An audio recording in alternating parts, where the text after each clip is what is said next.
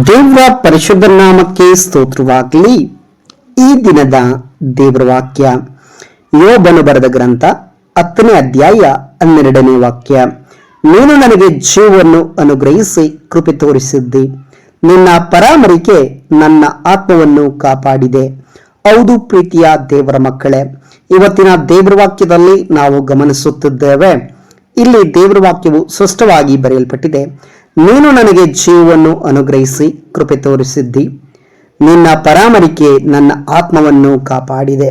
ಪ್ರಿಯರಾದವರೇ, ಈ ಒಂದು ವಾಕ್ಯವನ್ನ ನಾವು ಅತ್ಯುತ್ತಮವಾಗಿ ಅರ್ಥ ಮಾಡಿಕೊಳ್ಳಬೇಕು, ಆತ್ಮಿಕವಾಗಿ ನಾವು ಅರ್ಥ ಮಾಡಿಕೊಳ್ಳಬೇಕು. ದೇವರ ಆತ್ಮನು ಇಲ್ಲಿ ಸ್ಪಷ್ಟವಾಗಿ ಹೇಳ್ತದಾನೆ, ನೀನು ನನಗೆ ಜೀವವನ್ನು ಅನುಗ್ರಹಿಸಿ ಕೃಪೆ ತೋರಿಸಿದ್ದಿ, ನಿನ್ನ ಪರಾಮರಿಕೆ ನನ್ನ ಆತ್ಮವನ್ನು ಕಾಪಾಡಿದೆ. ನೋಡ್ರಿ, ಯೋಬನ ಜೀವಿತದಲ್ಲಿ ನಾವು ಗಮನಿಸುವುದಾದ್ರೆ ಆತನು ನಿಜವಾಗಿಯೂ ಬಹಳ ಕಷ್ಟಗಳನ್ನು ಅನುಭವಿಸಿದನು.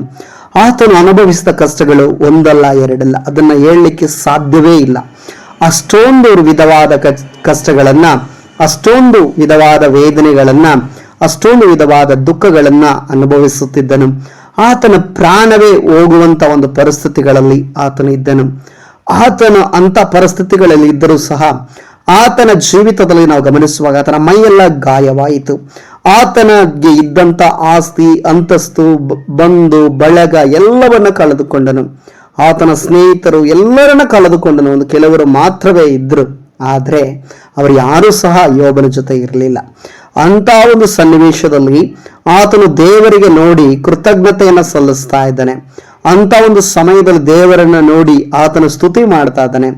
ದೇವರಿಗೆ ಆತನು ಹೇಳ್ತಾನೆ, ನೀನು ನನಗೆ ಜೀವವನ್ನು ಅನುಗ್ರಹಿಸಿ ಕೃಪೆ ತೋರಿಸಿದಿ. ದೇವರೇ, ನೀನು ನನ್ನ ಜೀವವನ್ನು ಉಳಿಸಿದ್ಯಾ ಸ್ವಾಮಿ, ನನ್ನ ಪ್ರಾಣವನ್ನು ಉಳಿಸಿದ್ಯಾ, ಅದಕ್ಕಾಗಿ ನಿನಗೆ ಸ್ತೋತ್ರ. ನನಗೆ ಪ್ರಾಣವನ್ನ ರಕ್ಷಣೆ ಮಾಡಿದ್ಯಾ, ಅದಕ್ಕಾಗಿ ಸ್ತೋತ್ರ ಎಂಬುದಾಗಿ ಆತನು ದೇವರಿಗೆ ಕೃತಜ್ಞತೆಯನ್ನು ಸಲ್ಲಿಸ್ತಾ ಇದ್ದಾನೆ. ನೀನು ನನಗೆ ಜೀವನ ಅನುಗ್ರಹಿಸಿ ಕೃಪೆ ತೋರಿಸಿದೆಯಲ್ಲ ಅಂತ ಹೇಳಿ ಆತನು ದೇವರಿಗೆ ಕೃತಜ್ಞತೆಗಳನ್ನು ಸಲ್ಲಿಸ್ತಾ ಇದ್ದಾನೆ.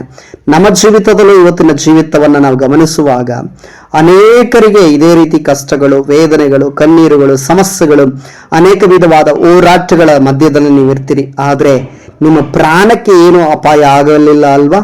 ಆದ್ರಿಂದ ದೇವರು ನಿಮ್ಮ ಪ್ರಾಣವನ್ನ ಉಳಿಸಿದ್ದಾನೆ, ನಿಮ್ಮ ಜೀವವನ್ನ ಕಾಪಾಡಿದ್ದಾನೆ. ಆತನು ನಿಮಗೆ ಜೀವನ ಅನುಗ್ರಹಿಸಿ ಕೃಪೆ ತೋರಿಸಿದ್ದಾನೆ. ಅದು ಮಾತ್ರವಲ್ಲ, ಎರಡನೇದಾಗಲು ಗಮನಿಸ್ರಿ, ನಿನ್ನ ಪರಾಮರಿಕೆ ನನ್ನ ಆತ್ಮವನ್ನು ಕಾಪಾಡಿದೆ. ನೋಡ್ರಿ, ದೇವರ ಪರಾಮರಿಕೆಯಿಂದ ನಮ್ಮ ಆತ್ಮ ರಕ್ಷಣೆ ಹೊಂದಿದೆ, ನಮ್ಮ ಆತ್ಮ ಕಾಪಾಡಲ್ಪಟ್ಟಿದೆ. ನೋಡ್ರಿ, ಯೋಬನ ಆತ್ಮ ಕಾಪಾಡಿದ ದೇವರು ಇವತ್ತು ನಿನ್ನ ಆತ್ಮವನ್ನು ಸಹ ಕಾಪಾಡಿದ್ದಾನೆ. ನಾಶನ ಮಾರ್ಗದಿಂದ ನಮ್ಮನ್ನು ತಪ್ಪಿಸಿದ್ದಾನೆ, ಪಾಪದ ಮಾರ್ಗದಿಂದ ನಮ್ಮನ್ನು ತಪ್ಪಿಸಿದ್ದಾನೆ, ಮರಣಕರ ವ್ಯಾಧಿಗಳಿಂದ ನಮ್ಮನ್ನು ತಪ್ಪಿಸಿದ್ದಾನೆ. ಈ ರೀತಿಯಲ್ಲಿ ಹೇಳೋದ್ರ ಅನೇಕ ಕಾರ್ಯಗಳನ್ನು ನಾವು ವಿವರಿಸಬಹುದು. ಯೋಬನ ಜೀವಿತದಲ್ಲಿ ನಿಜವಾಗಿಯೂ ದೇವರು ಆತನ ಪ್ರಾಣವನ್ನು ಉಳಿಸಿದನು, ಆತನ ಆತ್ಮವನ್ನು ಕಾಪಾಡಿದನು. ಅದೇ ರೀತಿಯಲ್ಲಿ ಪ್ರೀತಿ ದೇವರ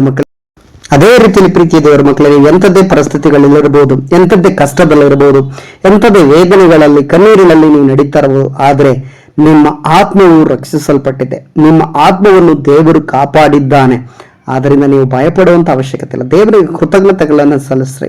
ಈ ಪರಿಸ್ಥಿತಿ ಬಂದದ್ದಕ್ಕಾಗಿ ದೇವರಿಗೆ ಸ್ತೋತ್ರವನ್ನು ಸಲ್ಲಿಸ್ರಿ. ಈ ಪರಿಸ್ಥಿತಿಗಳನ್ನು ನೋಡಿ ಭಯಪಡಬೇಡ್ರಿ. ಎಲ್ಲವನ್ನ ದೇವರು ಬದಲಾಯಿಸುವಂತ ಸಮಯ ಇನ್ನೇನು ಹತ್ತಿರ ಬಂದಿದೆ. ಆದ್ದರಿಂದ ಈ ವಾಕ್ಯದೊಟ್ಟಿಗೆ ದೇವರು ನಿಮ್ಮೆಲ್ಲರನ್ನೂ ಸಹ ಆಶೀರ್ವಾದ ಮಾಡಲಿ. ಯೇಸು ಕ್ರಿಸ್ತನ ನಾಮದಲ್ಲಿ ಪ್ರಾರ್ಥಿಸೋಣ. ಸರ್ವಶಕ್ತನು ಮಹಾಪರಿಶುದ್ಧನು ಆದ ತಂದೆಯಾದ ದೇವರೇ, ಇವತ್ತಿನ ದಿನಕ್ಕಾಗಿ ಸ್ತೋತ್ರಪ್ಪ.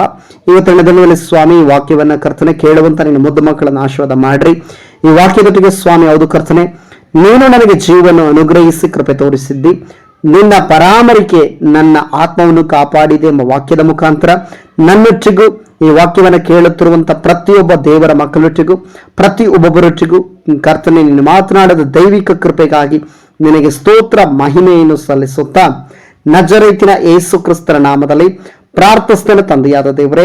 Amen, amen, amen. ದೇವರು ನಿಮ್ಮನ್ನು ಆಶೀರ್ವದಿಸಲಿ.